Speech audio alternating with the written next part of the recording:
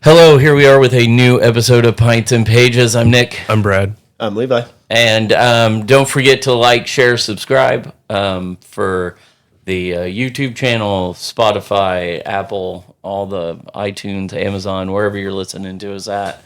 Don't forget to like, share, and watch Conchu's Fist on TikTok and Twitch. If he's still playing. Are you still playing? I need to get back onto streaming regularly. Right. The internet's been giving me fits. But... Yeah, our internet's. We need to figure out what we need to do with all of that. So, but yeah, so don't forget to do all that fun shit for us. That way we can keep going and keep having fun. This week, for the Comic-Con, we announced the Jasons. Yeah, I announced the Jasons yesterday. A 4-piece Ramon Core punk band that all dress up like Jason from Friday the 13th. They will be in a booth at the convention, selling merch, signing autographs, taking pictures, and then they are headlining our after show or after party at Bonus Pints. So, and then I announced the Goblin Head from Maximum Overdrive. We announced that Tim Shockey is a guy from Ohio that found it in a salvage yard and cleaned it all up, made it look nice. He's going to bring that in his mobile museum, and which is all about horror movies and Maximum Overdrive to the con, and you can get your picture taken with that. That's the only price I know right now. That's going to be $20 for individuals and small groups to get their picture taken with that. So that's pretty cool. And we'll have more announcements this week. We have a big vendor announcement, and we'll have other little vendor announcements, and then we got another celebrity announcement coming soon. So that's coming right along. So yeah. So real quick before we get into Fallout and Magic, I want to burn everybody's ears with wrestling talk real fast. Oh, I have something to interject with the wrestling oriented as well, but I can wait until you're done. So last night was Saturday night's main event, and I was wondering how the whole event was going to go because Jacob Fatu was fighting Cody Rhodes, and I didn't think they'd have a clear winner. They didn't even have a match. They basically just beat each other's ass until Drew McIntyre came out and attacked both of them from behind. I still think the move going into WrestleMania is going to be Drew, Cody, and Jacob in a triple threat match for the WWE title, which is smart. I think it's the best story going right now in WWE. I was wondering if they were going to let one of them beat the other one, and I thought surely it's just going to have a fucked up finish. Like I said, match didn't even start. Jacob attacked him before the match even started. I told Levi Jacob Fatu also had the best line I've ever heard any one human being say. He goes, because he's been to prison a few times, and he's got like 7 kids, so they've been bringing up his prison stuff and his bad decisions. And before he walked out to the ring, they put a shot on him in the back, and he's got a bottle of water, and he's like, Cody, this Samoan's going to come out there and kick your ass. I went from EBT to WWE. Yeah, that's great. And I thought that needs to be on a shirt. Dad came running out to the living room and was like, if they put this on a shirt, I'm buying it immediately. That's great. Oh, I love it. That is something else. That is a good line. I was also wondering who they were going to have. Drew McIntyre's wrestling somebody at the Royal Rumble next weekend for his title. And I was trying to figure out who they were going to have. There's been a lot of talk that Sami Zayn could be an opponent for him at WrestleMania. I didn't think that was a great idea. But he's obviously he's kind of that underdog. Like, everybody roots for him because he's the guy that just hasn't been able to win it. And so I was trying to figure out how they were going to do all this with Sammy. And They had Sammy win the Fatal 4-Way last night, so he's going to wrestle Drew at Royal Rumble, which to me, and I saw some hate online about it because everybody was like, oh, it needed to be Randy Orton. I think it's perfect, and I'll tell you why. Because if Sami Zayn didn't win that Fatal 4-Way to wrestle Drew McIntyre at the Royal Rumble, they would have had to put him in the Royal Rumble match. If you put him in the Royal Rumble match and he doesn't win, you're going to get hate because he didn't win. Years ago, Daniel Bryan was like the underdog guy that couldn't win the big one. Yeah. And like they put him in the Royal Rumble and they had Roman Reigns won that Royal Rumble. I don't even remember who threw Daniel Bryan out, but from that point forward, everybody hated Roman Reigns because it was the Rumble that everybody thought that Daniel Bryan should have won. Yeah. And so taking Sammy just out of the Royal Rumble altogether, and putting him in a match, like, is, I think, the smart play, because now you can't have that hate when Sammy gets thrown. Sammy getting thrown out is not a distraction anymore, because he's in a match. Yeah. So I think it was a smart move. I know it wasn't the popular move, but I think it was a smart move. Right. Dude, storytelling. Oh, okay. There's so many fucking...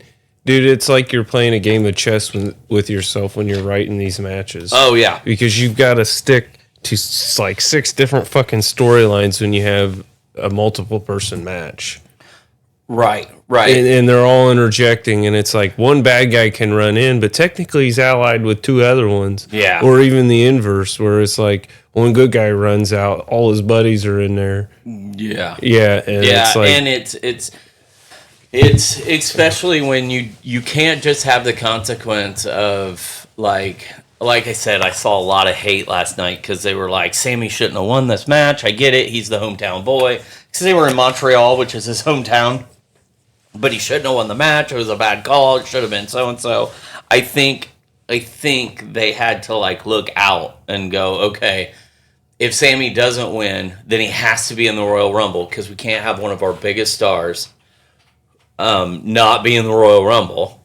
So we have to put him in the Royal Rumble, but we obviously don't want him to win the Royal Rumble. Yeah. So all these people that are like fans of Sammy are going to fucking turn on us when he gets thrown out. Plus, here's the other thing, and you can look this up because I'm not sure what nationality he is, but Sami Zayn is, he's Israeli, I want to say. He's Canadian technically, though he is of Syrian descent, often incorporating his Arabic heritage. Okay, so he's the other side of the he's strip. on the other side of the Middle East. He's on the other side of the strip. But Saturday's Royal Rumble is in Saudi. It's in Saudi Arabia. Well, then he's got to win. But they take him out of the Royal Rumble. Oh, well, he has another match. He's got another match against Drew McIntyre. Yeah, that makes more sense. But they take him out of the Royal Rumble because if he doesn't win in front of that Saudi audience, when he comes out in his garb, because every match he wrestles in Saudi Arabia, he comes out in full garb. Somebody's going to get shot. Yeah. So he can lose to Drew McIntyre, and I think it'll be all right. Because it's just a one-on-one match. Nah, I bet you he wins. But if he doesn't win the Rumble, they fucking riot. I bet you they have him beaten fucking... You think? I don't think he'll beat Drew. I think they'll get heat on Drew. Yeah. Apparently he also speaks Arabic. He in his promos in Saudi. Oh, he actually full speaks? He speaks Arabic. Yeah. Is Drew McIntyre Irish or Scottish? Scottish. Okay, so...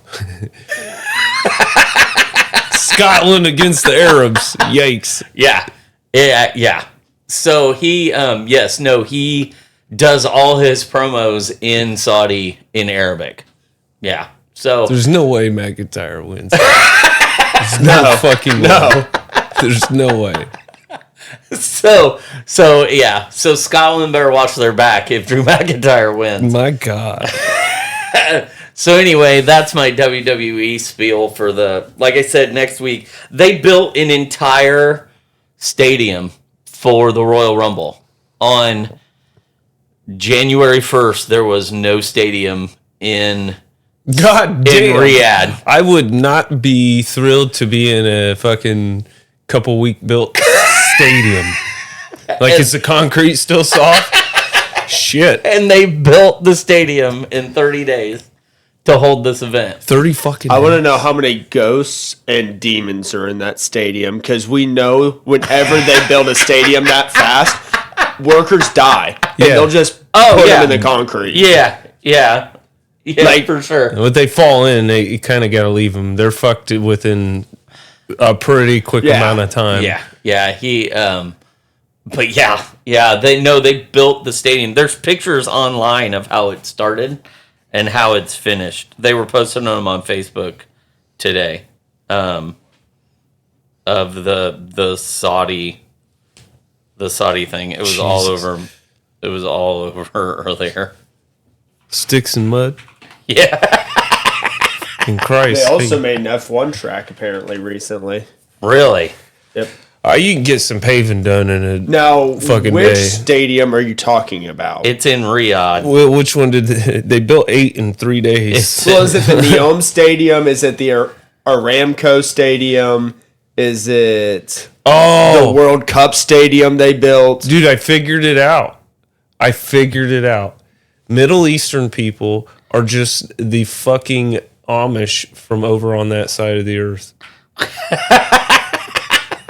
They're just the Amish. Or, well, not full Amish, because then they wouldn't like electricity in cars, but they're like the Mennonites. It just says Riyadh Stadium. The Mennonites of the Middle East. Kings. No. The latest view of Riyadh Stadium for Royal Rumble 2026.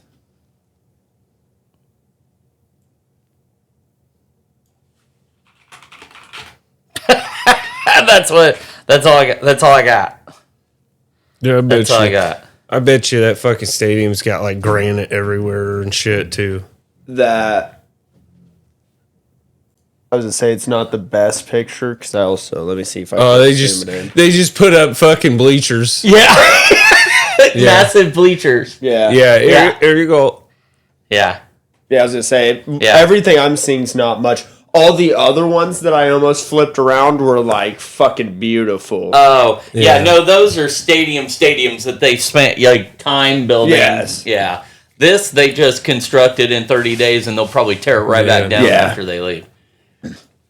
So I've ended up, I know we're talking about wrestling, but I've ended up down a magic rabbit hole. Well, we can end with wrestling. I'm done. And what did you have? Yeah. Okay, so Alex has been a fan of this guy that climbs mountains and shit, and she kind of talks about mountain climbing every now and then. His name's Alex Honnold. Yeah. So he just climbed the Taipei 101. It's a big ass building in China, and it's like a crazy shape to it and everything. But they had the live coverage of it yesterday.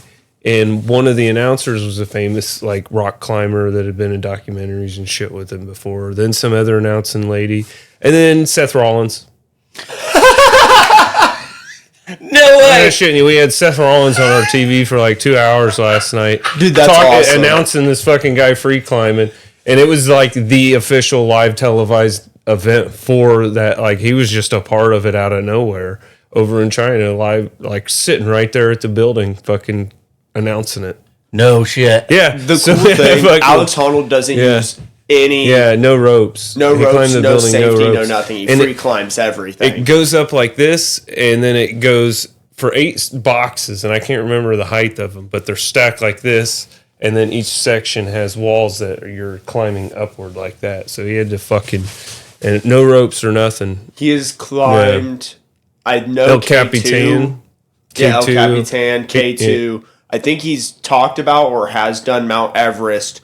And again, no ropes, no nothing. Just chalk in a bag in his hands. So he's a fucking psycho. He is. I totally get that. And that sounds interesting as hell. I'm more intrigued by how did Seth Rollins do? I don't fucking know. Like, it was like, you kind of, I don't know how to feel about it because I'm like, oh yeah. And then he's there. He's doing a good job. But the whole time you're like, why is he here? And he's almost as if he's like, I don't know why I'm here, but you know what? This is pretty crazy. Oh, okay. Yeah. So he was the guy who was like, no, that shit's scary.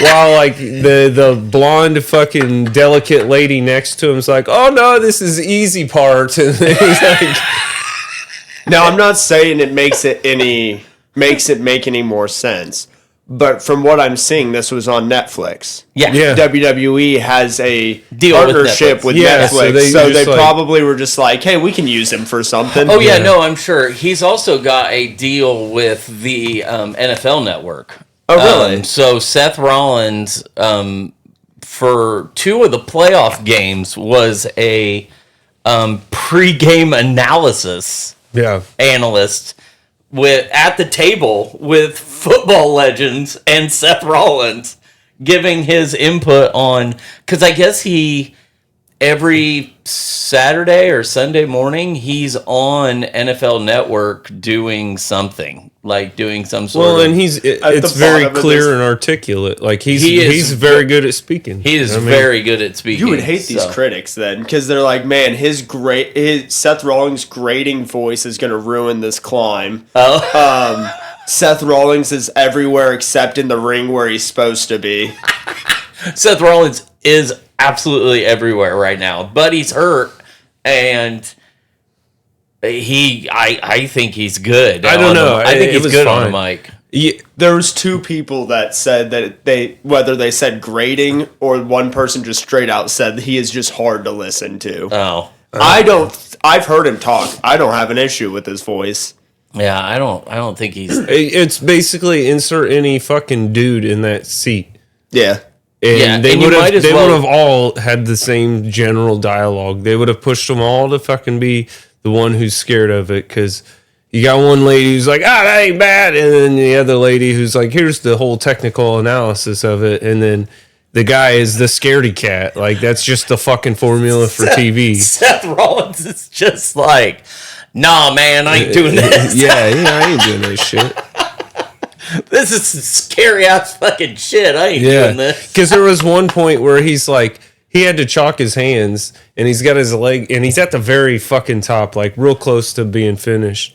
And he's like got his legs wrapped up in the building, and he goes to reach back and get chalk. And Seth is like, oh my God, man, hold on. Like, put a hand on it. That would be me. Like you guys said, Seth Rollins is just put any dude there. Because that would have been me. I'd been like, motherfucker, grab something. Yeah, and that's basically what it is. He's sitting here hanging like one hand, like, it's like, what is he doing? Why? It's not necessary. Oh, that's funny. People on Reddit were trying to speculate what would have happened if he fell, because Netflix was live streaming it. And I'm sure that feed would have got cut real quick. Oh yeah. But there's the Reddit comments. The Reddit comments really quickly turned to what would happen if this happened, to everyone being like, he won't fall. He can't fall. This is the same man that in the Free Solo documentary, which was about him solo climbing by himself, no ropes, El Capitan. He failed, hurt himself while training, and like fucked up his ankle. And he was dating his now wife, but they were boyfriend, girlfriend at the time. And he just straight up says in front of her in the documentary, yeah, it's partially her fault. I'm possibly going to have to break up with her because I just can't focus hard enough on this. Like, his brain is just wired to, if it's not climbing, it's not his main focus. I'm pretty sure this man doesn't fall. I'm pretty sure she was like, no, you need to pull your head out of your ass. I'll be at home. Yeah. Because they're still fucking married. Yeah, they are. She just gets stuck out in the woods with the kids in the middle of fucking nowhere while he's climbing a mountain halfway across the world in the middle of fucking nowhere. And she's just like, oh, okay, we're getting 12 feet of snow today. See you. I'm the only one in this house with these fucking kids. Nowhere to go. Yeah. I'm pretty sure this fucking building was like climbing a ladder for him. Yeah. It was effortless. Like, there was one point where I was like, fuck, I could probably get that high. Any clip I've seen of him climbing something, he makes it look effortless. It's terrible when somebody makes something so difficult look effortless, because you're like, oh, I could do that. I could get this high. I'm like, I would not go further than that, because no. But there was a point where I'm like, I'd at least get that high. Oh, that's funny. I can't wait to see what Seth Rollins does next. Well, and if he was in China yesterday, I wonder if he'll be in Riyadh this weekend, because that's probably a shorter flight than Montreal, because they were in Montreal this weekend, and they got to fly to Saudi through the week. I don't know where Raw's at. But. My geography doesn't work over there, because I overestimate everything being so much farther apart, like overseas. Yeah, because we're like so close. Like, we want to drive to like Chicago, and we don't realize that's like driving through 3 whole ass countries. Okay, yeah. Beijing to Montreal is 18 hours. Beijing to Riyadh is 11. Okay, yeah.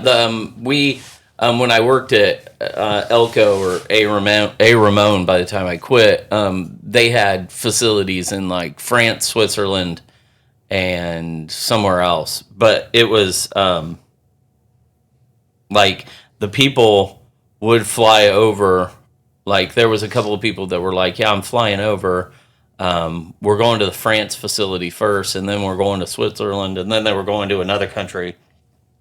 And I was like, all in like 3 days, like, and they were like, well, yeah, the plants are only like an hour drive away from each other.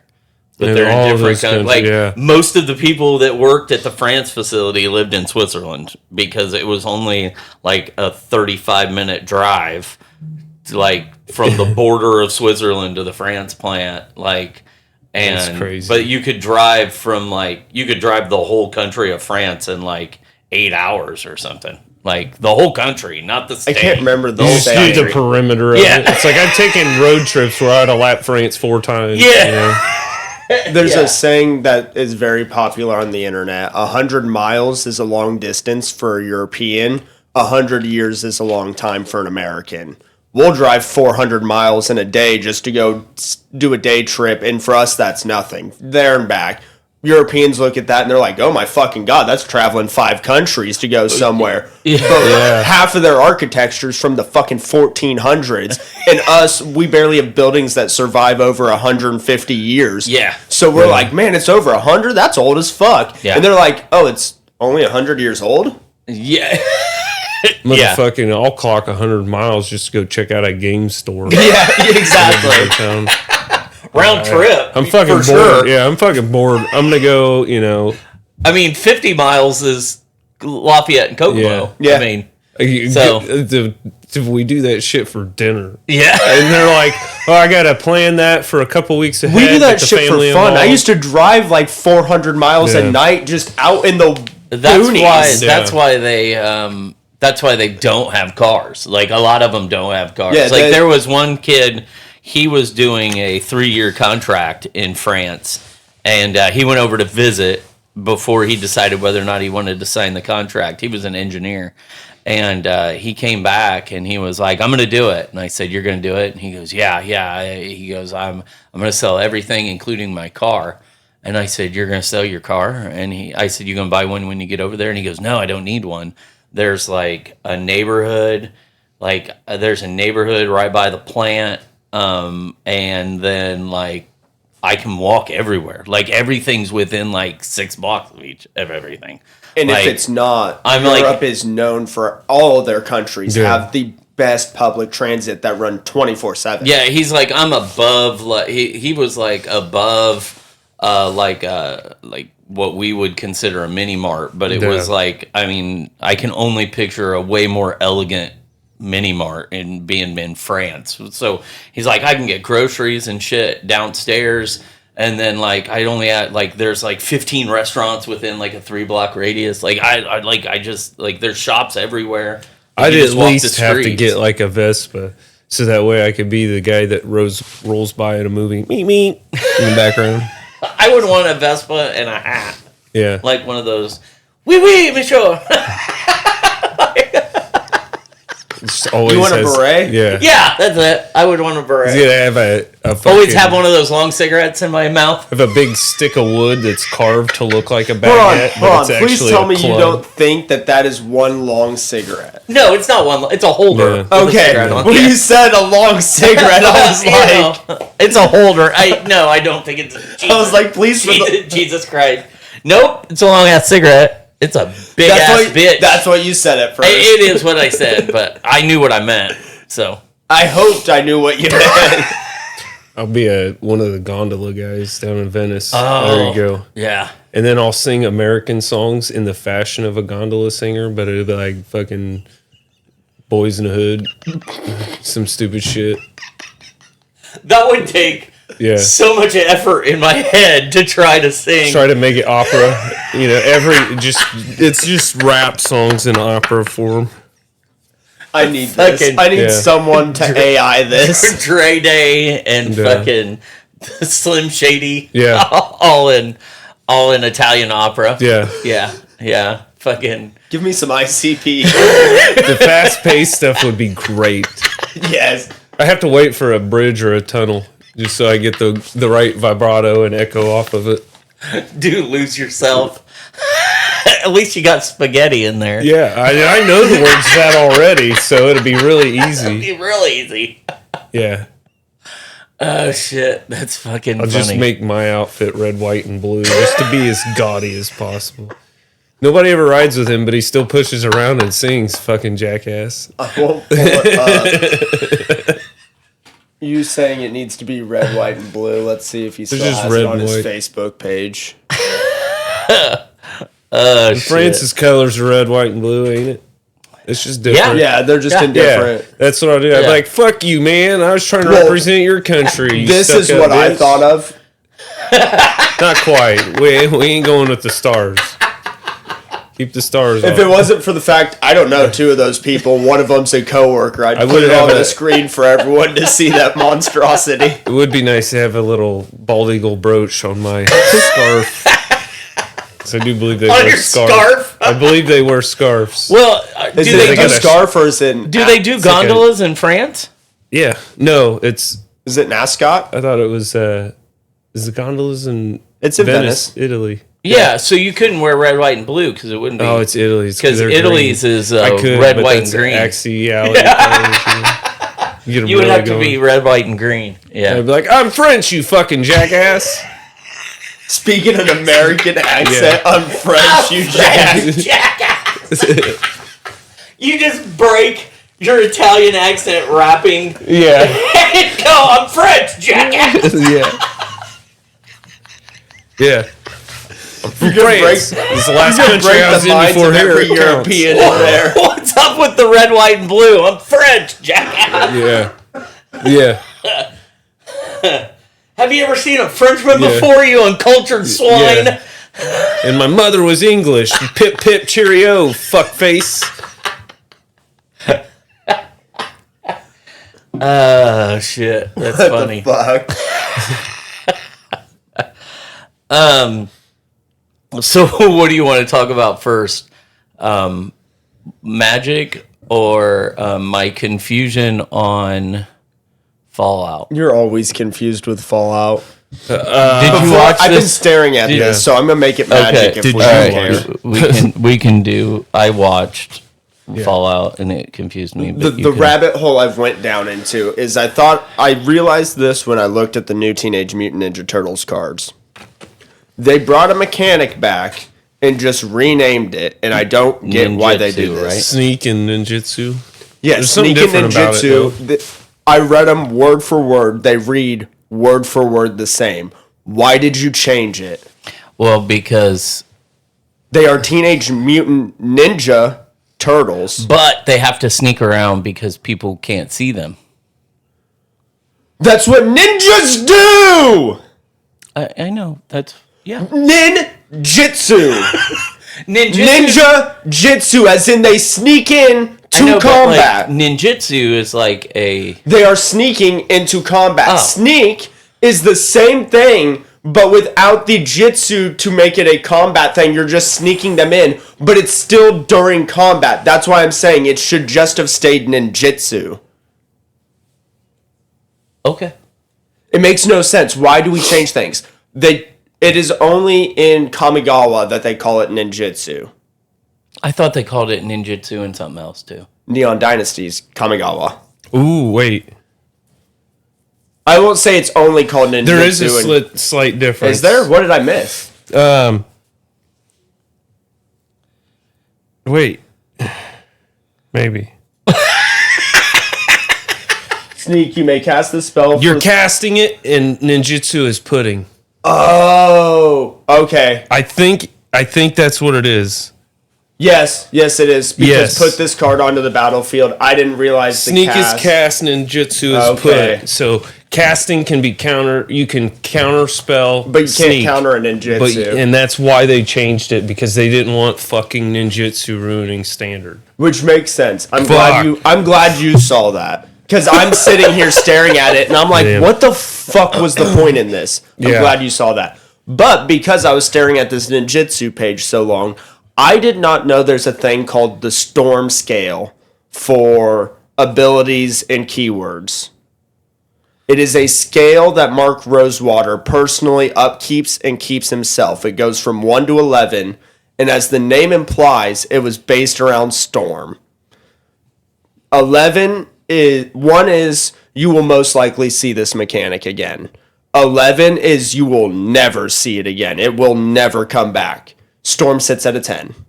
Okay. Which his exact wording is, I never say never, but this would require a major miracle. But they have every single, which I will flip my thing for that. They have every single mechanic listed where he has it currently at the Storm Scale and where it has been. Oh, that's cool. So anytime I know we've talked about them bringing back stuff before. Now we can see. I didn't know there was the likelihood, if they will. I didn't know he actually kept track and kept it public. That's cool. What can you organize it to see what's at the top 11? What actually? If ninjutsu only got 10, what the fuck hits 11? Ninjutsu's not at 10. It's Storm that's at 10, which is where this comes from. Nothing is sitting at an 11 right now. Okay, not even banning. Not even Anti. Anti's sitting at a 10. It has been a 9 once, which is, I never say never, but this would require a minor miracle. 9 and 10 are basically the same, except minor miracle and major miracle. Yeah. Means Anti would probably have to be like the fucking minor miracle of being approved for an unset again. Sliver is at a 10. So they're never bringing slivers back? No. Specifically, it's slivers that, from the way this is worded, symmetric slivers where they interact with all slivers. So they changed slivers when they first came out. It was all slivers get +1/+1. All slivers get first strike. Okay. So if you have a sliver deck and I have a sliver deck, all your slivers affect mine and all mine affect yours. They changed that. I don't know when exactly, but they changed it to be all of your slivers get. Yeah. Okay. So then they're not going to put any of those slivers don't get lords no more. No. They can have cards, just no lords. Because it's like that's all that deck is. Yeah, my deck is retarded because of that. I found another sliver, and I don't know if you needed it or not, too, by the way. I mean, I'll always take slivers. Extended art foil Lazatop sliver from Commander Masters. I think I do. It's expensive? I don't know. I laugh because Infect is sitting at its highest spot right now at 9. I'm not a big fan of Infect, but I don't play enough for my opinion to matter either. So. It used to sit, its first ever ranking was at a 2. Oh, it gives your slivers a flick too. Yes, I don't have that one. At least not the full art, I don't think. Whenever a non-token sliver you control dies, amass slivers too. Oh, yeah. I need that. That's gross. You need to bring that deck to play against Clay and Sam sometime. I'm tired of their shit. They're not listening or anything. Actually, this is funny because I have not gotten to play against Clay or Sam for like weeks. Oh yeah, because you guys broke up into different groups. And every time, it seems like every time they've been off on the other end, but I still give them shit like they've been ruining my day. I do have the pre-releases. My day at the pre-release. I do have the pre-release. I do have new pre-releases. So, like, if you guys wanted to play Wednesday pre-release, if everybody can get out, I do have those. I also could do it in place of a standard showdown. I also have the draft night boxes. Oh yeah. So, the 4-player draft night. I watched. I don't know if I'll buy any of those. I know Ray wanted one. How many of them are there? I have 5. Nice. But it's... I would literally only buy the draft night box just to open packs. You get 12 play boosters and a collector pack. Yeah. It's supposed to be the prize. Yeah, 4 people pick 2. Pretty cool way of doing it, but then I'm like, well, I could just buy this whole box and then not draft with people. Yeah, that's how I look at it. It popped up on my YouTube. Because I kind of want more collectors, I'm not going to lie. Ben Bateman does a chaos draft where they do a pick 2 draft 4 people. And they had Eric, the screamer for I Prevail, and the guitar player for My Chemical Romance. Oh, yeah, he was telling me about that. It was such a good fucking episode. Frank fucking killed it. Did you tell Dad the whole time the guitar player for My Chemical Romance is like, yeah, I just got into this. I'm still learning. I don't really understand things. Dude. He gets to the final against Ben, and every time Ben cuts to do like how Game Nights does, where it's just him talking, he's like, I'm convinced he's lying to us. There's no way with the moves he's doing, with the thought processes he's having, there's no way he's new. He's lying to us. Dude, he was so good. It was. I was like, I don't know. I feel like he really was new, but he's one of those hyper fixating types that he's like, everything just jived with him. Yeah. Like, he's just like, reads the instructions, gets it, clicks right away, understands exactly what the fucking instructions mean. And even if he didn't realize it, he understood really quickly that flying or other things that made it hard to be blocked, like, gave you a win. Yeah. Like, it's one of the big things in drafts or pre-release or anything like that. Flyers, big guys, anything that can guarantee you to get through or guarantee to force them to block and lose shit, the best things. The problem was he just knew how to work on synergy at the same time. So he got flyers with an underlying synergy that just worked all the way the fuck through, life gain. He wasn't like, dude, he was killing it. It's like, oh, man. I'd like to be on that show one day, but I don't think I'm famous enough for that shit yet. We are an award-winning podcast. We'll get there. Yeah. Ben Bateman, get me the fuck on. Like, you need to win. I know you need to win. I'm garbage. Let's go. We missed it. I mean, we could have tried to talk him into that at Atlanta fucking Magic Con. Because we were standing there waiting, and then he walked away, and we were like, fuck. Oh, speaking of that reminds me. It's taking me this long, and the main reason I did it was because I pulled 2 cards from Lorwyn that I wanted to stick in the deck, but got all my hairs that got signed from Atlanta and Vegas put into my deck. So the hairs has been rebuilt, but Ben Bateman is on one of those hairs as well. Nice. Oh, nice. So all right, do you, and I was 31 signed hairs. Because I was thinking about this. There's 9 other cards. You don't just have hair parents signed. You have just cards that, like... I have, let's see, Lena Danner's done a couple of the lands. She's done a Cavern of Souls in one of the other lands.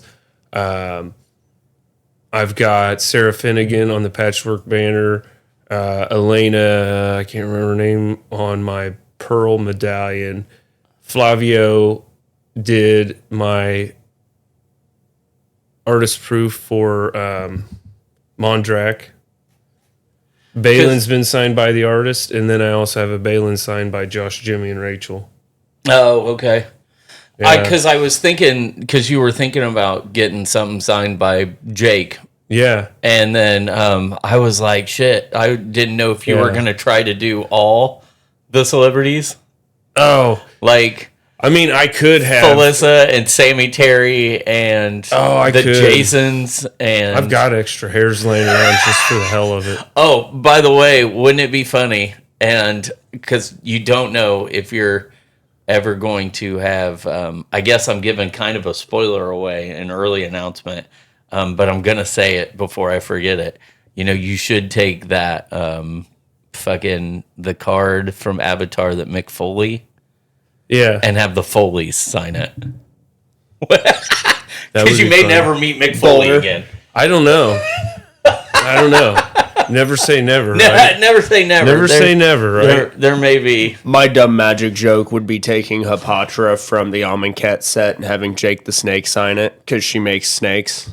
Oh. Yeah. Oh, I gotta here.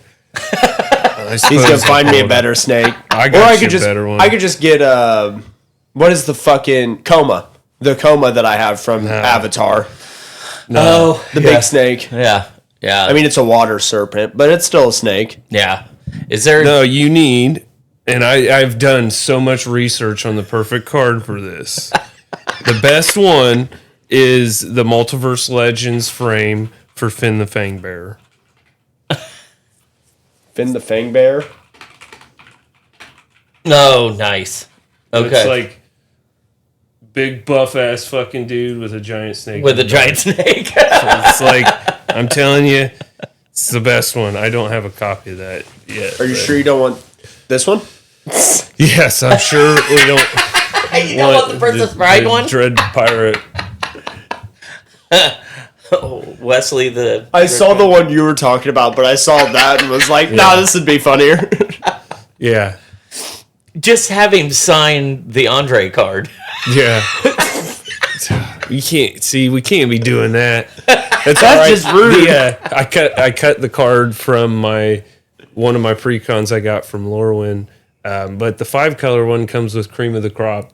Oh yeah, you sent me that. Yeah, you sent me that. So I got that. I had to cut it from there because I put a better card from the set in. But yeah, that is going to be the first thing I ask Jake when I meet him is his feud with Andre when he threw the snake in the ring and Andre eliminated himself from the Royal Rumble and jumped over the top rope. Like, that is a classic moment that they I don't think I've heard of that. Was that scripted, or did he out of fear run out of the fucking... No, I'm pretty sure it was scripted, but in the storyline, he was deathly afraid of snakes. And I want to know if he really was and how easy he was to work with through that whole entire thing. Because Andre, that is post-Hogan Andre. So Andre was, he was having back issues and could barely stand. Maybe he's like an elephant with Hogan, afraid of him going up his nose in his sleep or something. But for this, this is one of the more mobile things you've ever seen Andre do. Yeah. And for the age that he was at and the pain he was probably I just picture a Mario boink. He runs to that rope and flips himself over the top rope, and it's just but you can see. Because I watched the Rumble yesterday when I was at the store, there really wasn't anybody there, but you could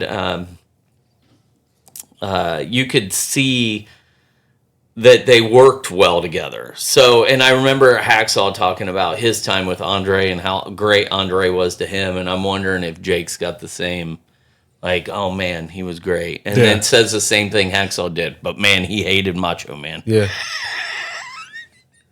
he hated Randy Savage. And he only hated Randy Savage because when they feuded, Randy would put on so much baby oil that Andre's hands would, Andre would come back, Andre hated being covered in baby oil. So, Macho Man would lather himself up, and when Andre would go to grab him, his hands would slip, Andre. Yeah, so he couldn't get him in those famous headlocks, So, Jesus. The story, Hacksaw, Andre yelling at Macho Man from across the locker room, "No more baby oil!" It's classic shit. So yeah, I'm curious. That's one guy that when I meet wrestlers, I want to know: did you have interaction with him? How was he? Shit like that. So I would have. I'm curious. if I got to be a wrestler the same time as Andre the Giant, I'd have done everything in my power to become a tag team with him. With Andre? Yeah, the smallest guy and the biggest guy. And I'm like, dude, fucking chuck me. I'm telling you, just fucking throw me. Like, that would be our practices. You would be the real life fastball specialist. That's what I'm saying, man. Yeah. He's he is an iconic thing that I love hearing the stories from the people that were with him in The Princess Bride, and the wrestlers talk about him because he's just one of those legendary things that they just all seem to mostly have great stories about him. So it's just, it's fun. So could have had a flying squirrel moniker. It could have been my thing. You could have been the flying squirrel. You're going to be the chatter thing? Yeah. When people rappel down from the ropes, I just wingsuit down, or from the ceiling, and wingsuit down. Glide. Yeah. I can figure, what is that cartoon where he jumps and he goes his end? It's like, what is that? That's something. God, I can't remember what that was. G-Force or something like that? Or are you talking about with the guinea pigs? Yes. Yes, that's G-Force. Okay. Oh my God. I believe it's G-Force. Yeah, it's G-Force. Must have been a time that they were children watching cartoons. Yes. Oh, not cartoons. No, Holy it's like it's a movie. It's or CGI. But they've got those suits, right? That when they they're in like little cars fucking guinea pig secret agents. No, dude, God, back when they made movies with the most outlandish plot premise. But they put their full effort into it. But they were fun. Yeah, and they just put the full fucking effort into it. Yeah, the mole that was the IT guy. Yeah, he was their mole. Speaking of moles, me and Alex put the hurting on the mole character Mario Party earlier. Did you? Yeah. Holy fuck. Destruction. Yeah. There ain't a whole lot of games released for that thing yet, but... The Switch 2? Yeah. I'm thinking... that Final Fantasy remake that just dropped sounds pretty damn good. Because I haven't played through 7. Oh, okay. So it's like, might as well see why everybody likes Tifa. Yeah. That is also considered the best Final Fantasy game. Yeah. And they just remastered it, right? Yeah. For like the billionth time. It's on sale, though, on Switch 2 online there. It's like, shit's on their cheaper store. Yeah. I don't know why people just want the fucking packaging so goddamn bad. Yeah, I got over that real quick. I wanted the discs, and now it's just like, I don't care. So here's the argument why. Back when, and Nintendo still sometimes, it depends on the publisher, does it the right way. Back when the game was actually on the fucking disc or the cartridge, that's why you got physical media. Because when you buy it on the store, when you buy any digital thing from any digital market, they tell you it's in your user agreement. They can rip it from you at any point. Take it right off your device, take it right off your account. You'll never have it again. You have to buy it again, whatever they please. When they actually made the physical copies with the stuff with the actual games and stuff on it, they can't take that away from you. But now they don't do that, right? Now it's a ticket to play. So now there's no purpose in having it. Oh, okay. Yeah. Now it's the same. You put in specifically talking for like PlayStation or Xbox, you put the disc in. Now that's your ticket to download the game. Yeah. Right. Switch, though, the cartridge is the cartridge. They still have the game on the cartridge? Yeah, the game is on the cartridge. That's why you get cartridges. Especially with Nintendo, because Nintendo's been shisty, especially the game with the is Switch. on the cartridge, which means I don't have to download it. Yep. To my shit, and it saves me memory, which is helpful. Don't get me wrong, but I don't need it necessarily either. I'm not going to do something to void my terms of service and get my games taken away. Well, I'm not saying they do it very often. And this is specifically for more older games. There was a time where can't remember the game exactly. There was a Switch game where I remember it was an online service game, and the service was over. So technically, you really couldn't play the game anymore. But they just uninstalled it from your Switch. You had no choice. When they pulled it from the store, they uninstalled it from your Switch. And people are like, okay, I know I couldn't play this game, but you just showed a power move that you've never done before where you can alter my device, my account, and you openly did it with no fucking hesitation. And that put a lot of red flags in people's heads where they got very... It's been a big thing on the PC side anyways. People are all about... That's why people use, instead of Steam or Epic, they'll use GOG. They don't get the new games, but that's because when you buy a game from them, you buy it with no DMC. So you don't have to have the internet after you download it. You don't have to have their launcher anymore. With Steam or Epic, even though I have the games downloaded, if I lose internet... Most of the games I can't even open them because they require internet to open. They require a connection to Steam to open. Yeah. I'm a firm believer that any PC user that bitches about physical copies did not play video games on a PC during the times of vanilla World of Warcraft. Dude, that shit blew... Like, I didn't play it, but I know exactly what you're talking about. 9 fucking CDs. Yes. To install the base game in the very beginning. Burning Crusades was like 5. Wrath of the Lich King was like 4. And they got lower and lower as time went on, but that's because you had to patch it. That's also our CD technology upgraded, and we could put more storage on them. Yeah. Well, yeah, it was coupled with that, and then, like I said, after installation patches because they had figured that shit out. I remember when the PC games like StarCraft and shit would come in those giant boxes with like 6 CDs in them, and you just had to like install disc 1 and fucking scroll through and click and download, and then okay, now we're ready for disc 2 and put in disc 2. It's like Jesus Christ. I'm a firm believer in that it is pollution. It's unnecessary. We're at an advanced state in our fucking human lives. That we need to just stop producing it and wasting the fucking materials. I don't disagree. A cartridge is one thing. It's a little different. But like, we don't need fucking CDs. We really don't need it. Like, you don't have to manufacture the slot for a fucking cartridge. Yeah, they're saying now that within the next 5 years, CDs are going to be the new vinyls. Yeah. Like, they're going to start mass producing CDs again. Well, and that's they've already started doing it. Yeah, it's a defunct thing. Sure, it's collectors. Collect the old ones. Don't make new ones. It's time to quit polluting. It's time to quit wasting plastic. See, we just don't need this shit. Yeah. I love collecting things. I'm a person that sits. They'll get more valuable.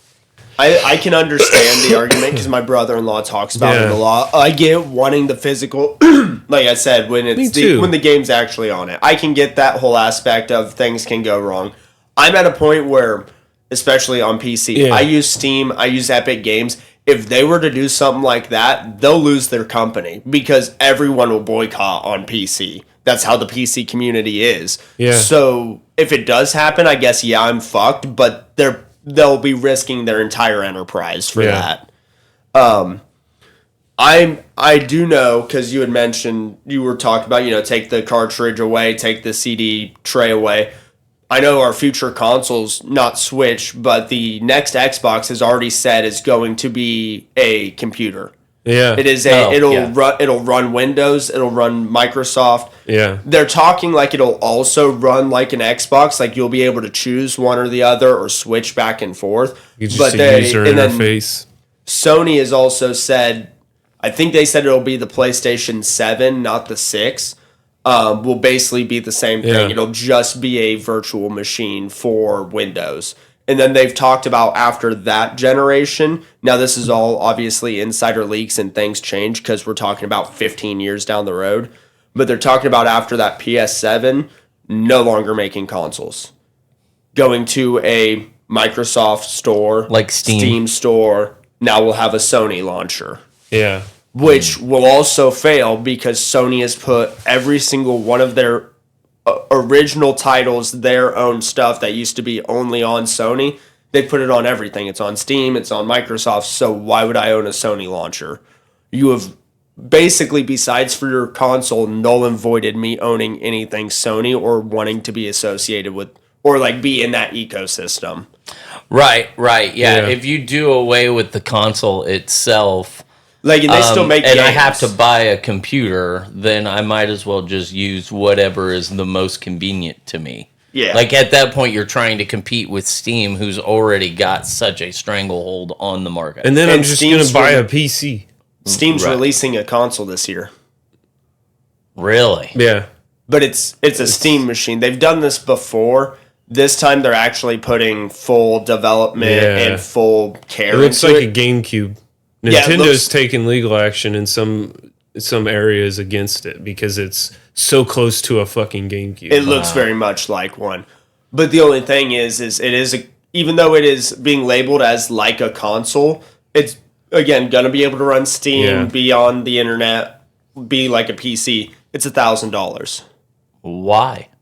Because to run stuff like a PC, you need PC components. You need more high-end. So it's parts. basically just a tiny computer. Yes, but this is a console this is $1,000 that they're telling you, kind of like a console, until the next generation, this is supposed to be able to run every fucking game that ever comes out on Steam. Basically, console makers have realized they hit their wall. There is no way going further in power and remaining a console. They have plateaued, and there's no way to go up. Yeah. The only way to go up is to be a PC.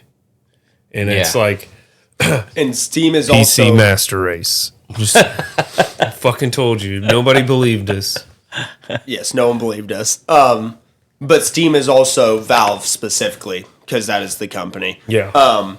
This isn't... It is like a computer, but it won't be a computer in the aspect of like... It's the reason they're calling it like a console, at least from everything we've seen leaked and all the information they've given us. Besides for maybe storage, you can't upgrade it like a PC. Yeah. Because the CPU, GPU, everything like a console, it's all one integrated piece. It's a permanent construction. Like he said, it's like a fucking GameCube. It's tiny. Well, I thought one of the videos I seen... I don't want to say it's tiny. There's a way to upgrade, I think... But I can't remember. I know they already said, because they offer a 500 gigabyte and a 1 terabyte storage, and they've said that will be a modular part of the inside. But also, like a computer case, you'll be able to remove the whole top and see all your components and everything. So if something breaks, something happens, or they do come out with upgrades that you can use, it'll be easy, like the PlayStation or the Xbox, to put that new hard drive in, or plug and play this new RAM stick or whatever it may be. Yeah. It's to get people, because Valve has also said they know people like you, and they're not talking shit by it, don't want a PC. You don't want to deal with the fact of having all this expensive components, and if something goes wrong, I know how to troubleshoot it and replace this or change. You wouldn't, and that'd be a headache for you, and you don't want to deal with it. You want to be able to hit a button, grab a controller, and go. Right. He doesn't want to use Windows operating system. Or fucking Apple OS. You know? Valve is learning and realizing that they want to access that market, especially since Microsoft and Sony are openly walking their direction. Yeah. So if whoever can win that race to integrate the two of them, they will win. I mean, you're always going to have your PC players and your console players, but if you're going to try to get because I think you're right, like at this point the console has plateaued, but you're always going to have those people that are just like, if it's plateaued, it's plateaued. I'm not buying I'm not buying a PC. You're just restricted. Again, I didn't zoom it in, but you're restricted by the things that separate a console from a PC. I hate that controller. And it's it is modularity and its operating system. Yeah. That is Valve's controller, and that's currently one you can buy for this, like I could use for my PC. It's what works best for Steam. It looks ugly as just fuck. Like Steam tells you and Valve tells you, we don't care if you use our products. Use your DualShock 5 controller. I plug my PS5 controller to play every game that requires a controller. Yeah, I fucking hate those controllers. They're uglier. Yeah, they look ugly. They fit in your hand better than you fucking think. You think? Yeah. Really? Okay, yeah. They look... Anytime you see a controller that's ugly, It's because ergonomics was taken into effect. And I'm not it doesn't look like it would be ergonomically friendly, though, because the buttons are... Motherfucker probably just... The other thing, I don't know if you saw, I barely saw it. You don't only have all those buttons up top, you have them on the handles, too, and on the back. See, I have problems, like, I hit those on accident, like, and they do shit that I've already got my front buttons to do. Yeah. And then I hit them, and then fucking weird shit happens. And I'm like, motherfucker, I just wish you'd shut the buttons off on the back. I hope they do what a lot of modded controlling companies did when they started adding back buttons where you can turn them off. No, yeah. Because I enjoy them because once I learn how to use it, I'll map it in ways that I never have to take my thumbs off their sticks. I can do everything just like this. But when you don't know how to do that, like you said, you're going to fucking hit them all the goddamn time. I hit them all the fucking time. And it's not worth for the one here, and that's why I have trouble sometimes playing at the store, because the one here, I changed all my settings, I mapped all my buttons. I don't want to take the time to do that at the store. So I just want to pick, like, sometimes I don't play all the time at the store because the internet's slow. So, like, I just want to pick up the controller, and sometimes I just want to play, or I just want to thumb through fucking Fortnite. So I've never, like, actually changed the buttons or changed the settings. So it's different playing at the store than it is here. But yeah, so, like, I had to log on yesterday just so I could see the Office skins. So every now and then when I can't think of anything to scroll and look at on my phone, I pull up this website, and it shows me the entire shop for Fortnite. Nice.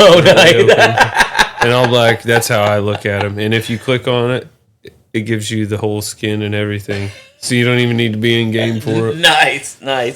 The Dwight edit. They have them for Lego. There's this, his Lego looks so good. The Dwight edit where he's got the CPR dummies face on his face is fucking fantastic.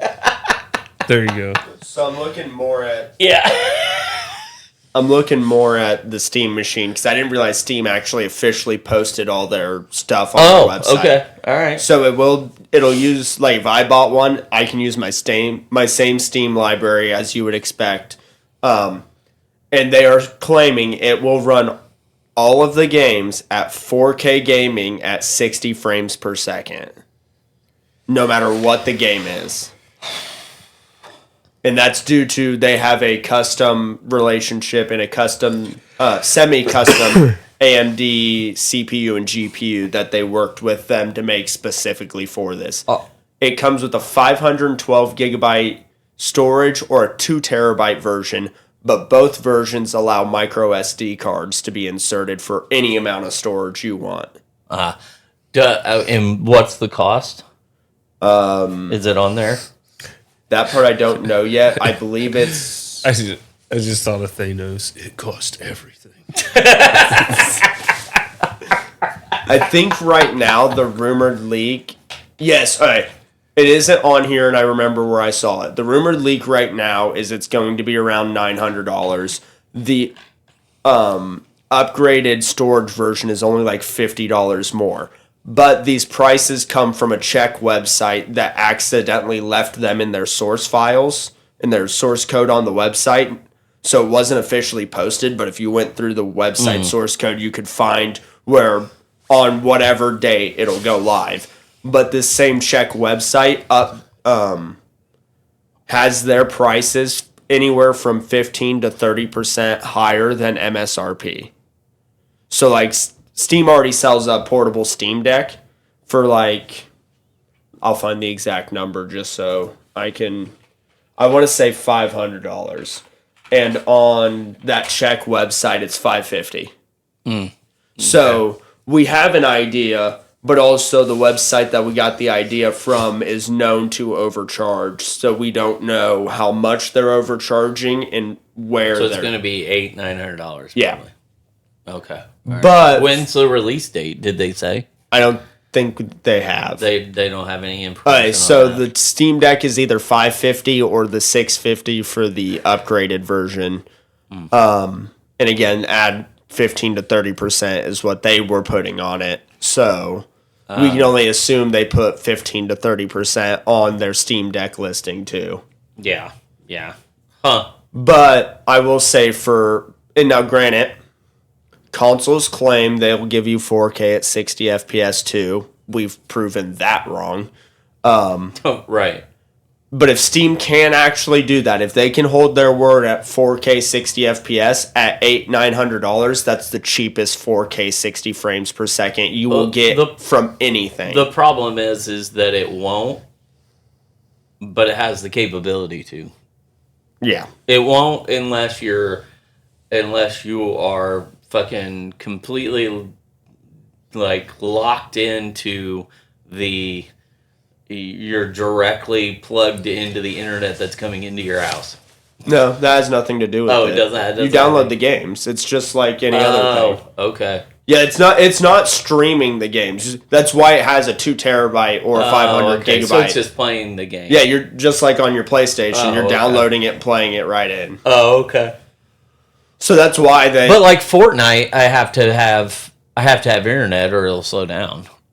Right? Yes, I mean you still need internet for online games. Right. But you're not streaming the games. So and Fortnite streams their graphics. That's why it can slow down for you when you have bad internet. If the game is downloaded, your internet speed doesn't fucking matter if it's not an online game. Oh, okay.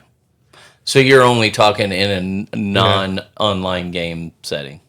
Even online, they're claiming 4K 60 frames per second, but that's also, like you said, it'll depend on your internet, because games like Fortnite and COD, in order to decrease their file size, they didn't have you download all of the graphics. They stream them.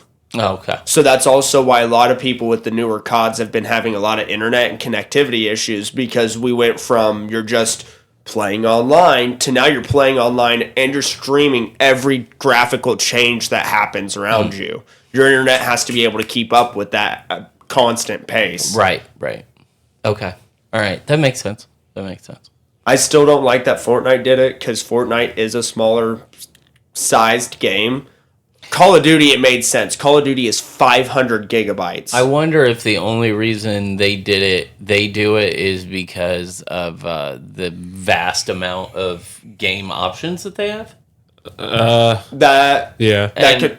I mean, allowing people from all fucking walks of life to play a little more accommodating. They've got all those creator islands and all that extra bullshit. I wonder if that's why they did it. I was gonna say, and before COD started streaming their graphics with this newest game, that's why COD was 500 gigabytes. They went from Call of Duty, and it still is broken out, Black Ops 6, Black Ops 7, Modern Warfare 3, but they're now all underneath Call of Duty in the store. Yeah, so when you buy the new COD, you just download Call of Duty, and then you download the new game inside of the game. Oh, okay. So that's why it was like 500 gigabytes, and then they had to start streaming the graphics, because people are like, I can't have another game installed besides Call of Duty. It's so big. Right, okay. And thinking about it, Fortnite would run into that same issue with all the different game modes, the different worlds, the different creator verses, all of that stuff, because it may not affect me and you, because we don't necessarily... The assets would have to be there. The assets would have to be there, and then the moment you go to a creative world, you'd have to download that world, like in CSGO. I don't know if you ever played CS2. No, if you play on a community server, you have to download the server's world. Well, and the other... my TF2 was fucking enormous. Yes. But they also have, I mean, not just the creator islands, but they've got zero build and regular build and reload and so reload and blitz and they all have zero build modes and now they have OG, and now they're talking about another mode. They completely deleted Delulu and got rid of it, and it'll never be back. Well, yeah, probably because so many people were being so boring. But now they're talking about a new mode, and I can't remember. Oh, God, I wish I remember what that video was that I watched about it. But they are talking about releasing a new mode that has something to do with... It kind of is along the same lines as Reload, but it's different. Oh no, this is I can't remember what it was, but they're talking about like I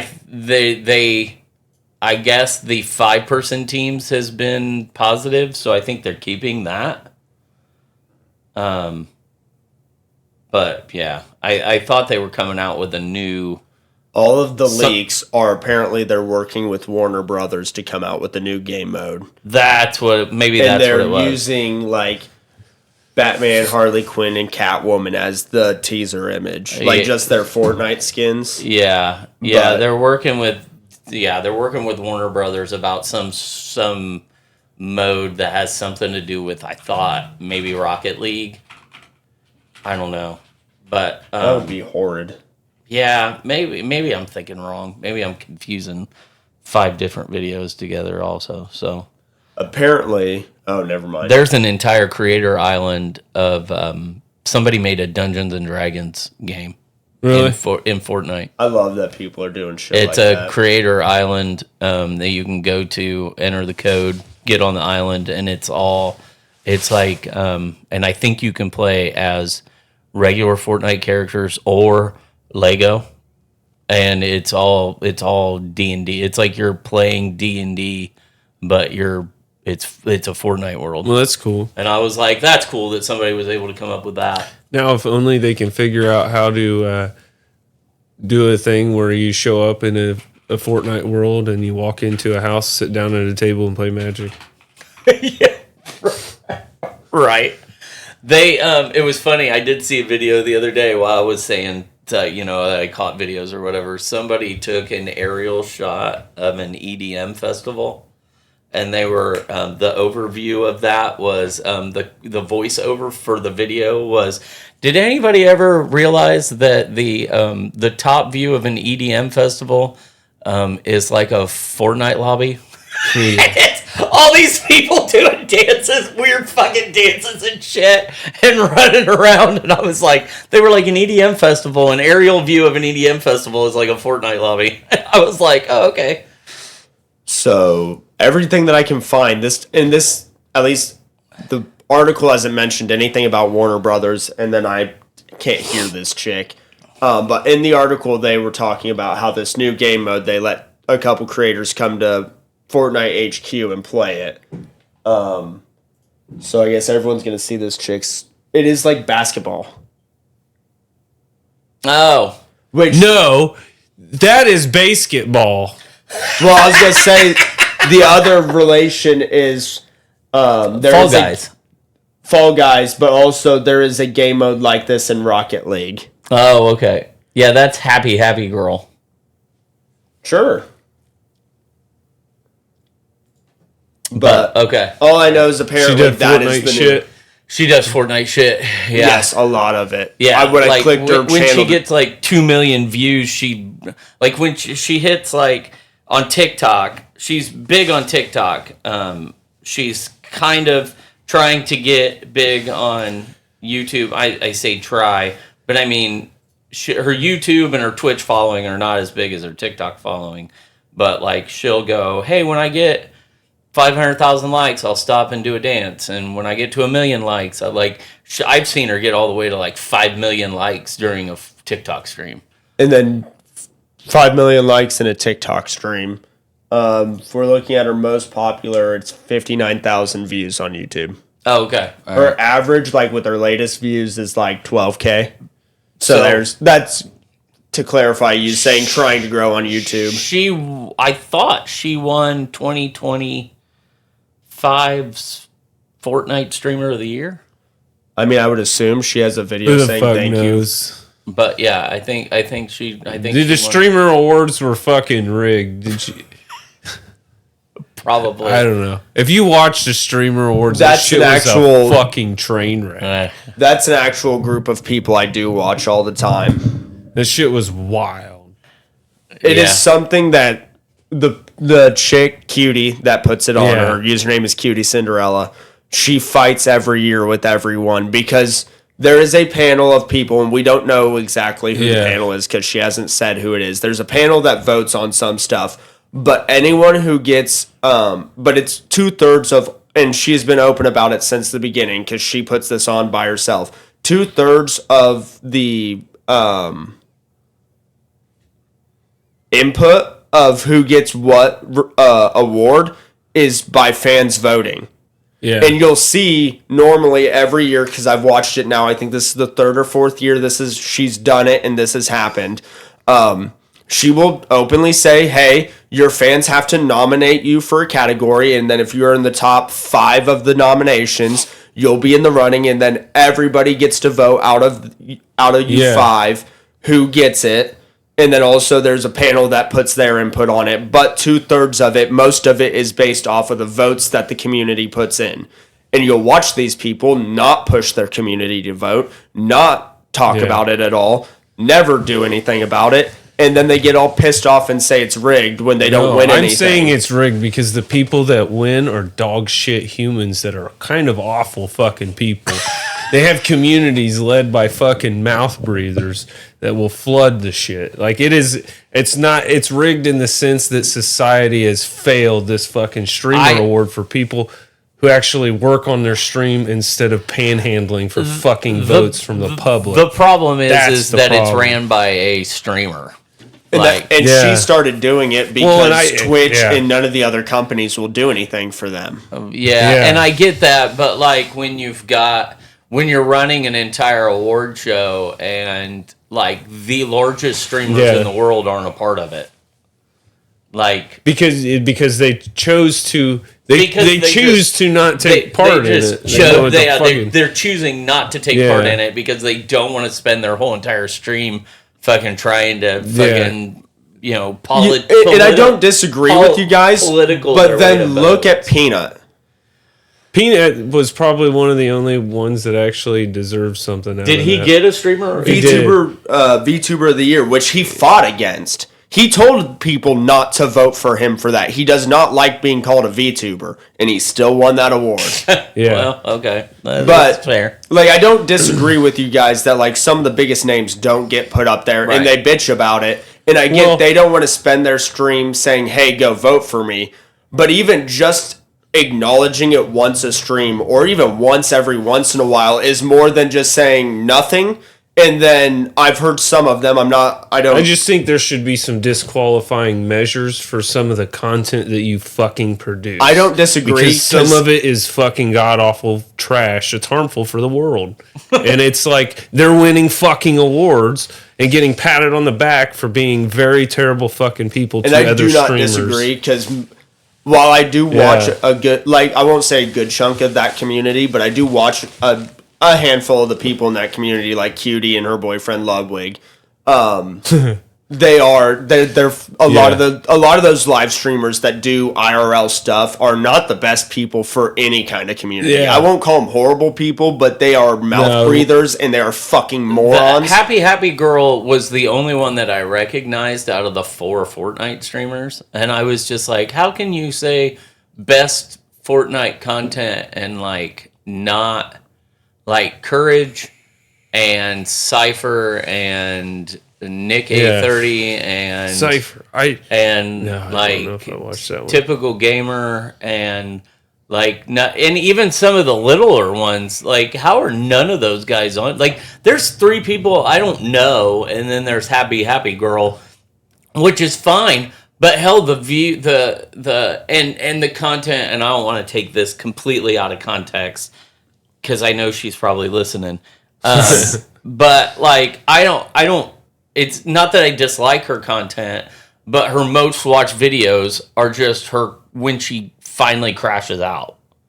Like it's not like, and I get it. Ninja and Tim are kind of sometimes the same way, but 30,000 people watch Tim.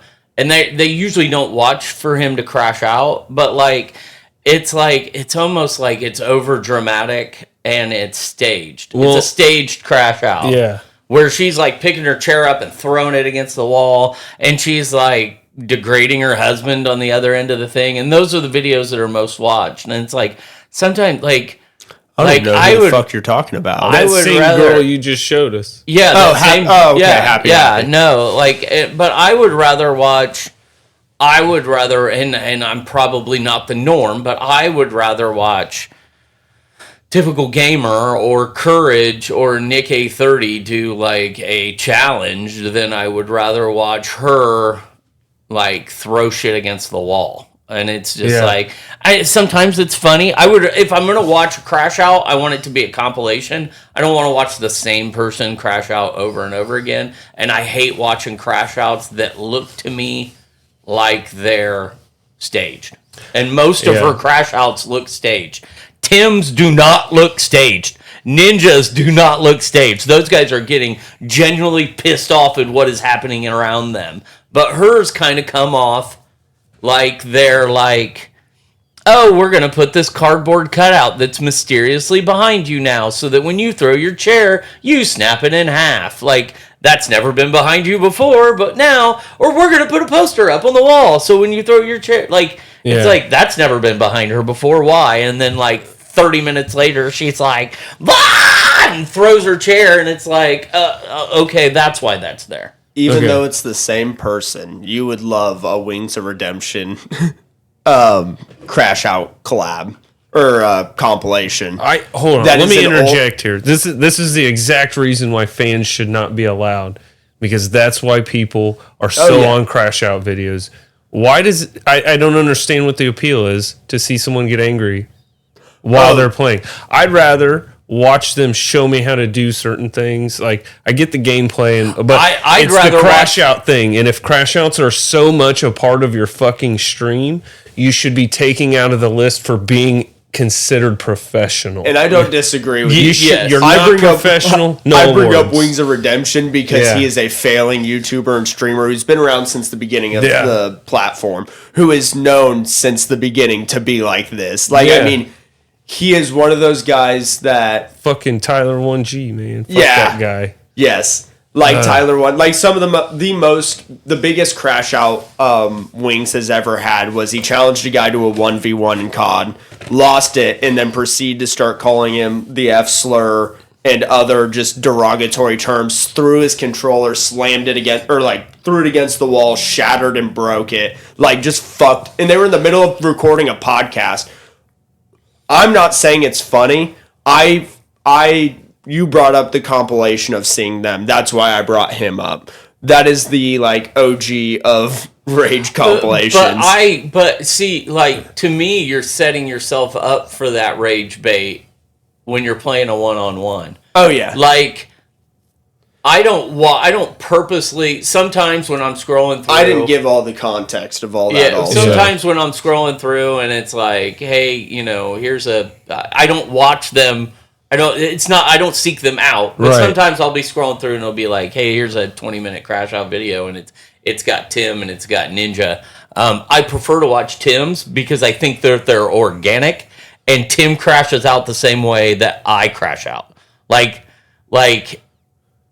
he's not throwing shit and he's not fucking rage quitting the game. He is just like, what the fuck is going on right now? Like, it's like the same way that I would crash out. Like how all of us are playing Fortnite. It makes me feel like I'm normal. Like, when I see him crash out.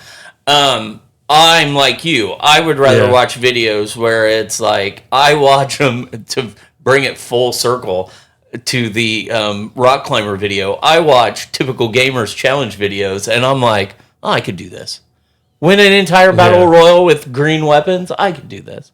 Like, and then I think to myself, why don't I do this? Why don't I put like random characters up and go, hey, if I get this character, I'm gonna play with these weapons, and then spin the wheel. It's like, it makes me feel like, I could probably pull this off. So silly that what you're doing already is the reason you might lose, which takes off the fucking pressure of losing, which takes off the pressure of anger at all.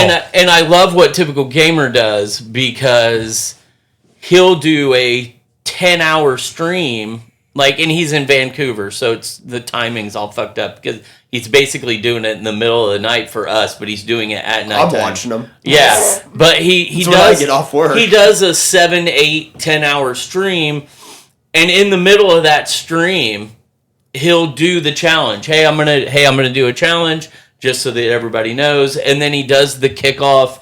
Hey, today you're with Typical Gamer, and I'm gonna do a blah blah blah, and he goes through the whole entire thing, and 4 hours of that stream is him trying to complete the challenge. But then what he does is he has an edit team chop it all up YouTube for a 15-minute challenge video. But what he never does is cut that out of his stream. You will see him fail over and over again on his stream because he doesn't mind showing you that he worked his ass off to get it. That's why I watch. Ludwig basically does the same thing with different games, and he's actually, I'm not saying he's the first, but he's considered the one that started that wave of doing he would take an 8-hour stream and then chop it into a 20-minute video, and in the middle of his stream, like you said, intro, hey guys, this is what we're doing today, blah, blah, blah, like it's a YouTube video, and just do that.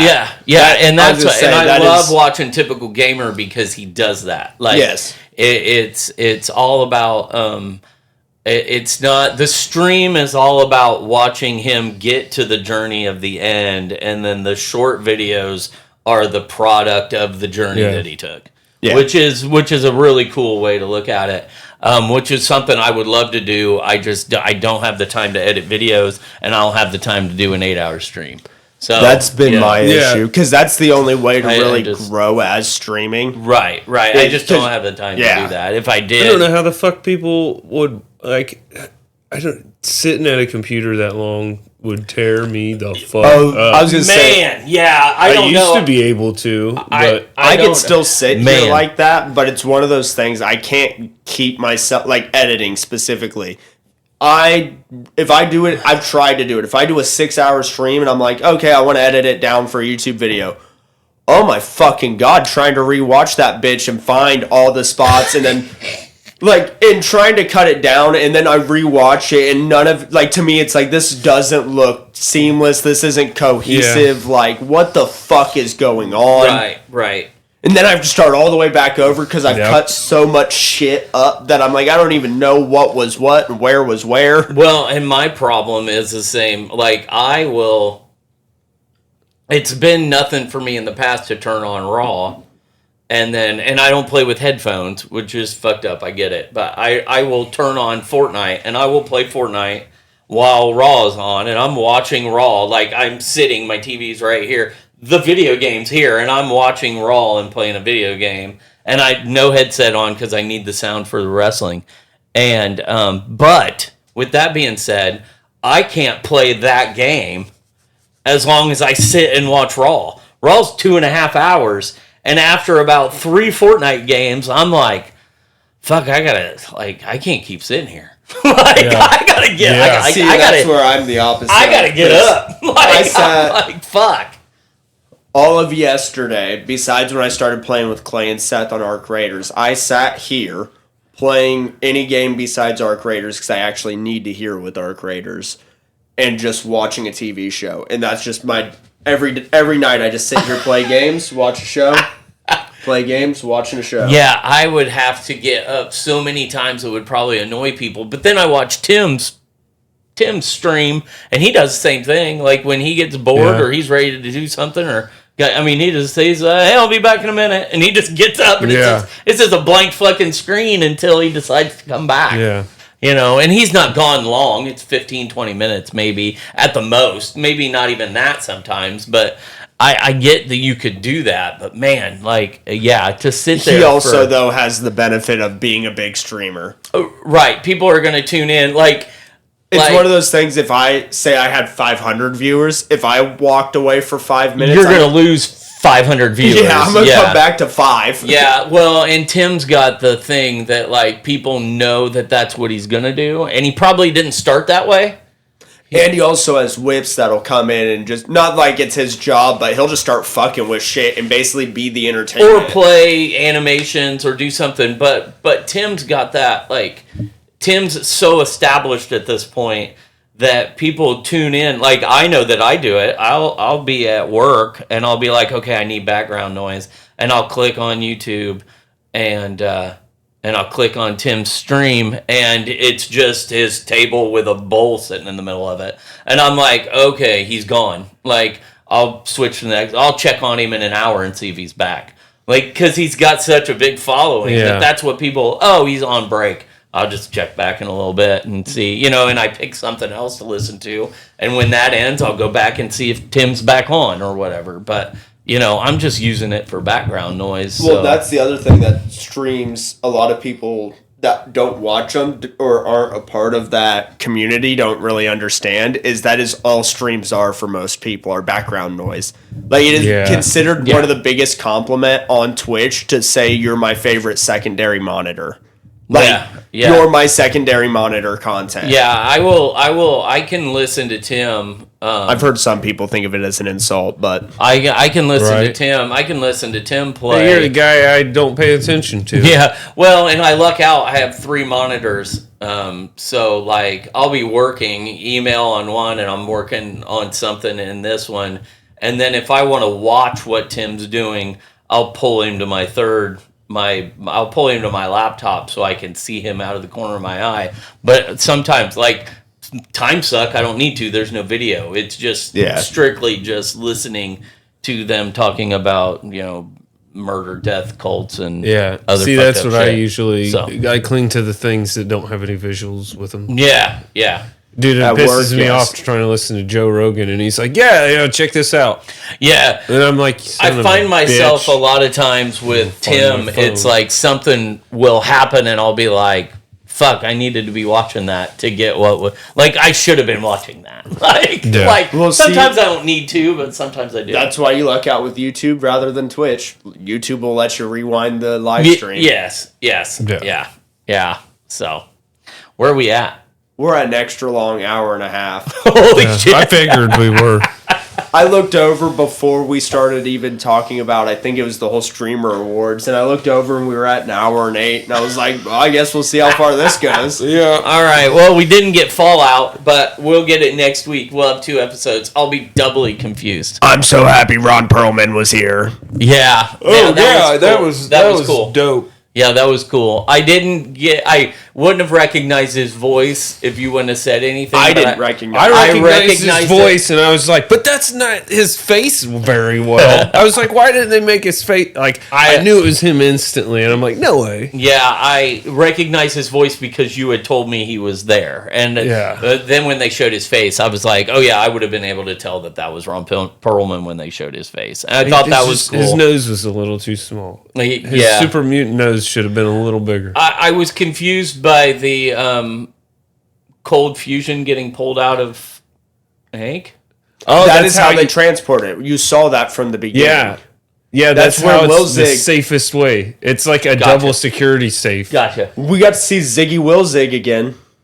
The fucking Enclave scientist. Yeah. We'll get to see him a lot fucking more, I bet, in flashbacks. Oh, yeah. Yeah, I thought that was... Shame his head ain't kicking around still. Not to continue us, because I know I'll keep us going.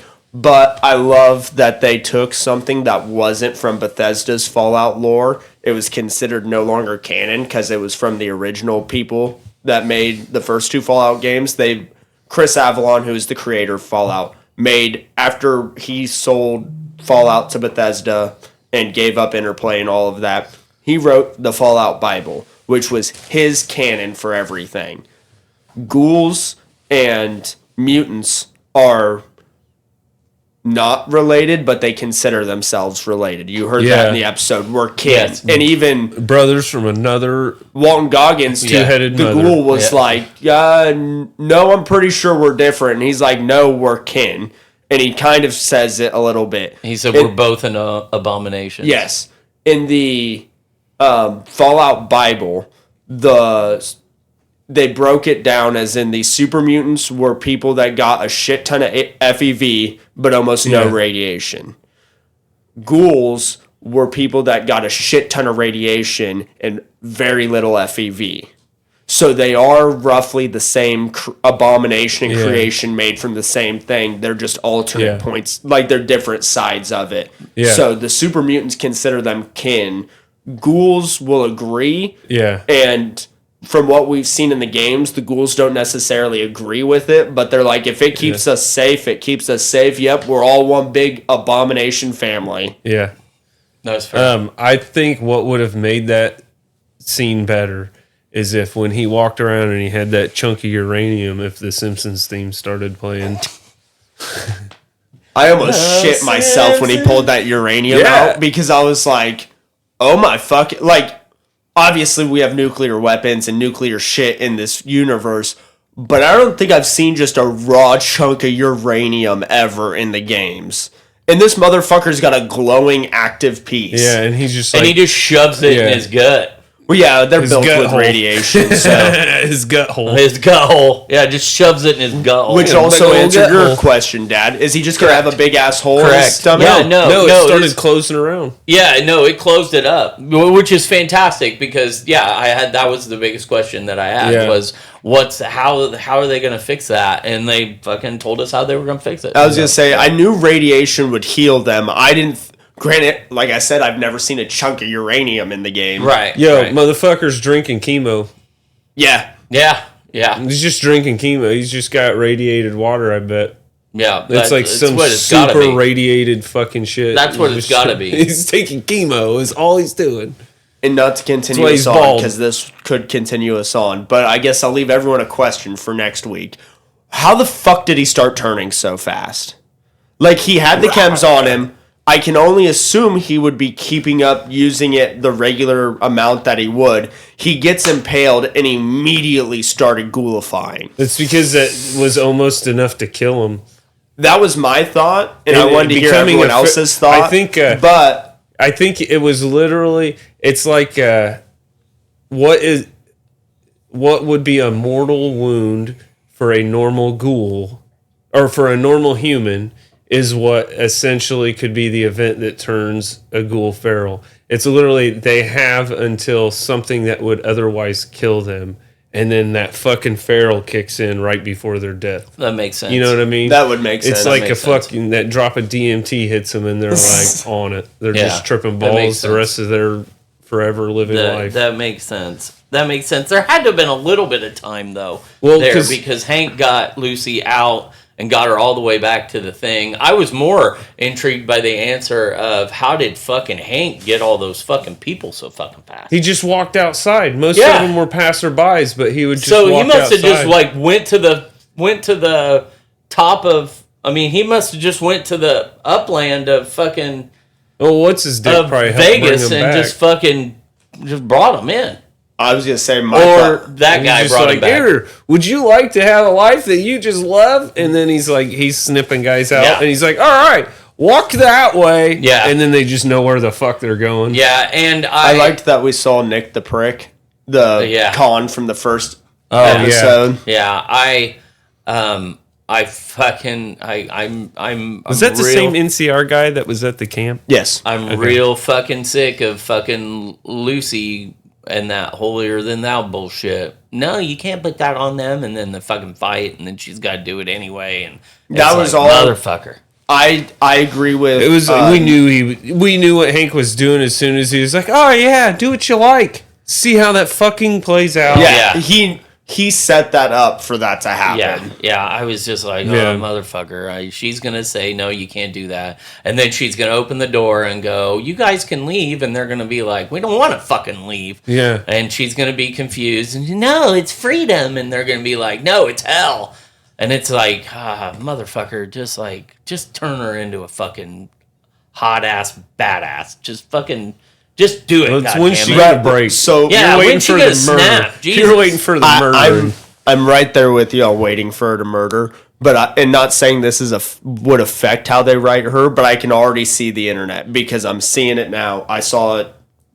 Everyone has been bitching that she's a fucking moron and useless and a dud of a character. But we also see what happens anytime we make a woman a badass. The whole internet freaks out that she is way too powerful and feminism's taking over and woke is destroying this is everything. Fallout, motherfucker, and she got a high luck skill. Yeah, I was going to say, I want to see her snap. I'm on both of your sides, but I can already see the internet. If that happens, well, it's because all the trolls on the internet are all chauvinist pigs. Yeah, it's because they're all fucking. As long as they keep her on the screen, I ain't give a fuck. They just need to fucking turn her into fucking a badass. Jesus Christ, fucking snap already. My hope. God damn. They are putting a very big emphasis on the ending of this season.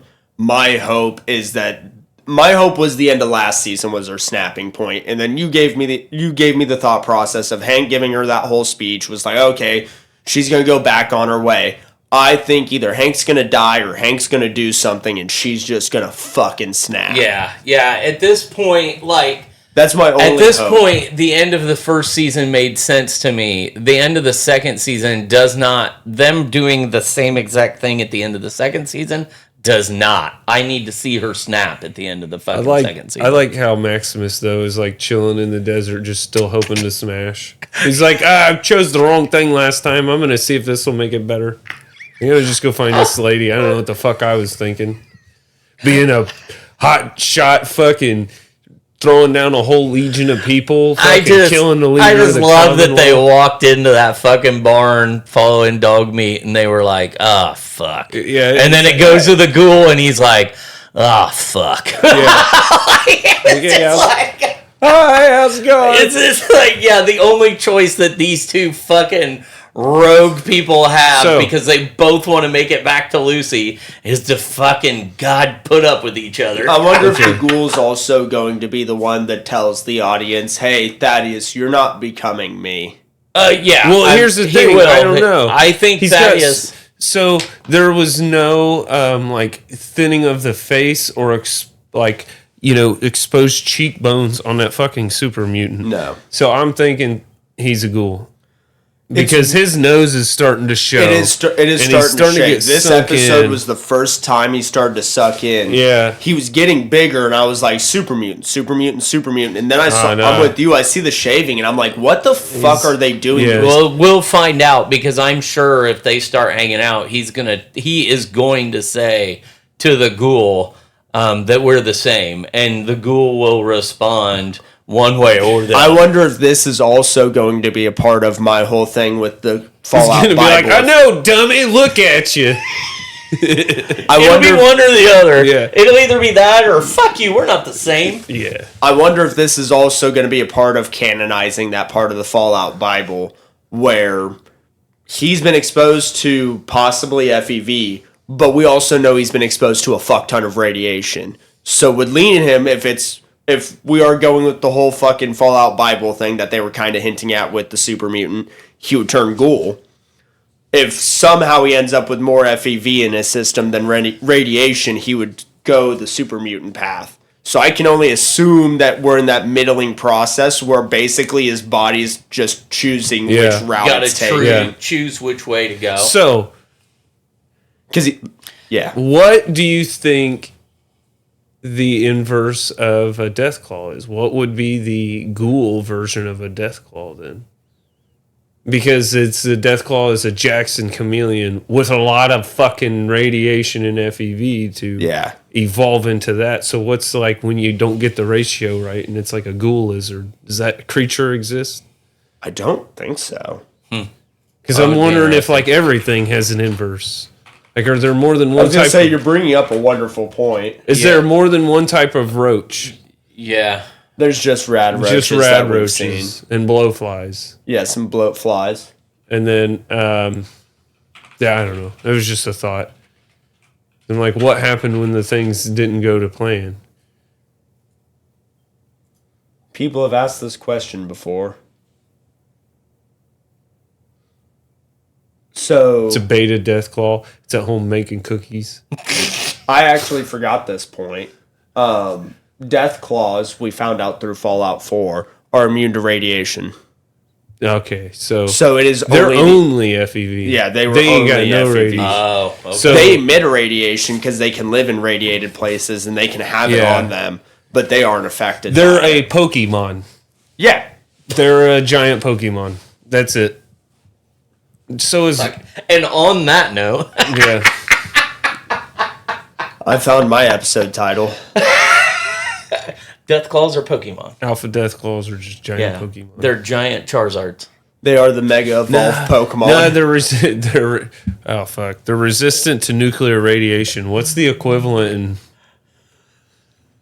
They can face a solar beam and I don't know anything about Pokemon other than Charizard. They're good against Is it a demonic types. Snorlax? Is it a Jack demonic Snorlax? Okay, I do know what a Snorlax is. I mean, it's got what's the fucking or is it a Nidoking? No, the Haxorus. That's a deep cut one. I was gonna say that's one I don't think I don't know what you're talking about. Haxorus. Oh, Haxorus. All right. That is a newer gen that I'm not a big fan of, but yeah, I do agree. Looks more like a Haxorus. Oh, yeah. Good there. All right. So, are we good? I mean, What if it's a Nitto? what if it's just a Tyranitar? There you go. Just a Tyranitar. I seen a thing, and I'm going to highlight this real quick because it was fucking hilarious. So the next generation of Pokemon is releasing the first multi-gendered Pokemon. And in the comments, the funniest joke I came to was, it's Nidoran and Nidoran, not Nidoran and Nidoran. You know, like the Adam and Eve, not Adam and Steve. I don't know who that guy was, but that joke cracked me up. Those are the only two Pokemon. All the Pokemon have different gender, but they are identified different by their gender. Like they are two separate species in the Pokedex. Yeah. Okay. All right. It's weird. I love it. Just Ditto's cool enough. We were cool with Ditto when we were fucking 6. Shit. All right, cool. We done? We good? All right. Don't forget to like, share, subscribe. Pints and Pages on all your streaming services for all your stuff. Conchi's Fist on TikTok and Twitch for streaming of mostly Arc Raiders, if I had to guess. So I'm Nick. I'm Brad. I'm Levi. And this has been Pints and Pages.